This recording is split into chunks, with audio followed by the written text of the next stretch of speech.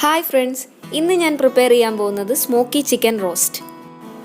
350 gram chicken ഞാൻ ഇവിടെ എടുത്തിട്ടുണ്ട്. അതിലേക്ക് കുറച്ച് മഞ്ഞൾപ്പൊടി, 1/4 സ്പൂൺ മുളക് പൊടി, 1/4 സ്പൂൺ കുരുമുളക്, 1/4 spoon garam masala, 1/2 spoon chicken masala, 1/4 spoon chat masala, ആവശ്യത്തിന് ഉപ്പ്, 2 സ്പൂൺ തൈരൂടെ ചേർത്ത് നന്നായിട്ടൊന്ന് മിക്സ് ചെയ്തെടുക്കാം.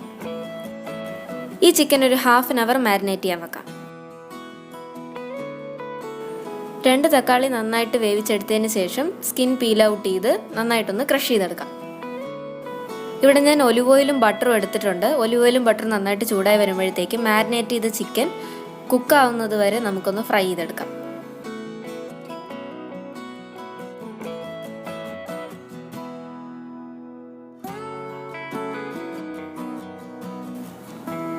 ചിക്കൻ ഒരു സ്മോക്കി ഫ്ലേവർ കിട്ടാൻ വേണ്ടിയിട്ട് ഞാനിവിടെ ഹാൻഡ് ഗ്രില്ല് ചെറുതായിട്ടൊന്ന് ഗ്രില്ല് ചെയ്തെടുക്കുന്നുണ്ട്. ചിക്കൻ ഫ്രൈ ചെയ്ത ഓയിലിലേക്ക് തന്നെ 2 സവാള കട്ട് ചെയ്തത് ആഡ് ചെയ്ത് നന്നായിട്ടൊന്ന് സോട്ട് ചെയ്യാം. ഇതിലേക്ക് ഒരു 1/4 സ്പൂൺ ജിഞ്ചർ ഗാർലിക് പേസ്റ്റ് ചേർക്കാം. എരിവിനനുസരിച്ച് കുറച്ച് പച്ചമുളക് ചേർക്കാം. നേരത്തെ ക്രഷ് ചെയ്ത് വെച്ചേക്കുന്ന ടൊമാറ്റോ പ്യൂരെ ഈ ഉള്ളിലേക്ക് ചേർക്കാം.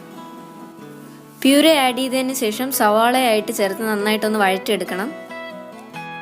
ആവശ്യത്തിന് ഉപ്പ്, ഇതിലേക്ക് കുറച്ച് മഞ്ഞൾ, 1/2 സ്പൂൺ മല്ലിപ്പൊടി, 1 സ്പൂൺ മുളക് പൊടി, 1/2 സ്പൂൺ പെപ്പർ, ഒരു ചെറിയ സ്പൂൺ ഗരം മസാല, നന്നായിട്ടൊന്ന് സോട്ട് ചെയ്യാം.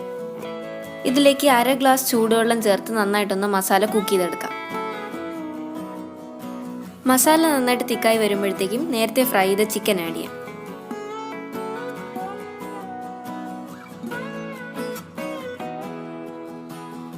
ഫ്രൈ ചെയ്ത ചിക്കനും മസാലയായിട്ട് നന്നായിട്ടൊന്ന് മിക്സ് ചെയ്തെടുക്കണം.